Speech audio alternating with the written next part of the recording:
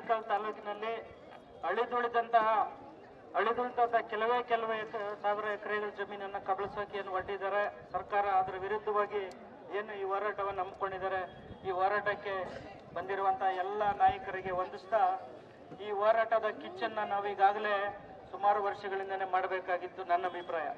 ಯಾಕೆಂತ ಹೇಳಿದ್ರೆ ಅಕ್ರಮವಾಗಿ ಅವೈಜ್ಞಾನಿಕವಾಗಿ ಈಗಾಗಲೇ ಏನು ಹೌಸಿಂಗ್ ಬೋರ್ಡ್ ಇಂದ ಏನು ನಮ್ಮ ಜಮೀನುಗಳನ್ನ ಕಬಳಿಸಿದ್ರು, ಆ ಪ್ರದೇಶಗಳು ಈಗಲೂ ಅಭಿವೃದ್ಧಿ ಕಾಣದೆ ಆಗಲೇ ಬೆಂಗಾಡಗಳಾಗಿ ಬೆಳೆದಿರುವಂಥದ್ದು ನಾವು ಈ ಸಂದರ್ಭದಲ್ಲಿ ನೋಡ್ತಾ ಇದ್ದೀವಿ.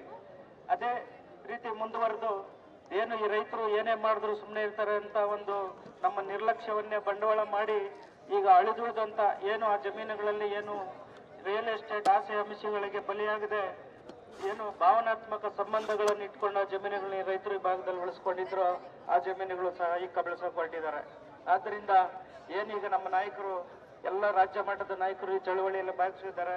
ಅವರು ಎಲ್ಲರೂ ಮುಂದಿನ ಹೋರಾಟದಲ್ಲಿ ಇನ್ನೂ ಸಕ್ರಿಯವಾಗಿ ಭಾಗವಹಿಸುವಂತ ಅವರಲ್ಲಿ ಮನವಿ ಮಾಡ್ತಾ, ನಾವು ಸಹ ಈ ತಾಲೂಕಿನ ಈ ಭಾಗದ ರೈತರ ಸಮಸ್ಯೆ ಅಲ್ಲ, ಇಡೀ ರೈತರ ಸಮಸ್ಯೆ ಅಂತೇಳಿ ಎಲ್ಲರೂ ಪ್ರತಿಯೊಬ್ಬರು ಈ ಹೋರಾಟದಲ್ಲಿ ಗುರುತಿಸಿಕೊಳ್ಳೋದ್ರ ಮುಖಾಂತರ ಈ ರೈತರ ಜಮೀನನ್ನು ಉಳಿಸ್ಕೊಳ್ಳೋದಕ್ಕೆ ಪ್ರಾಮಾಣಿಕ ಪ್ರಯತ್ನವನ್ನ ಮಾಡಬೇಕು.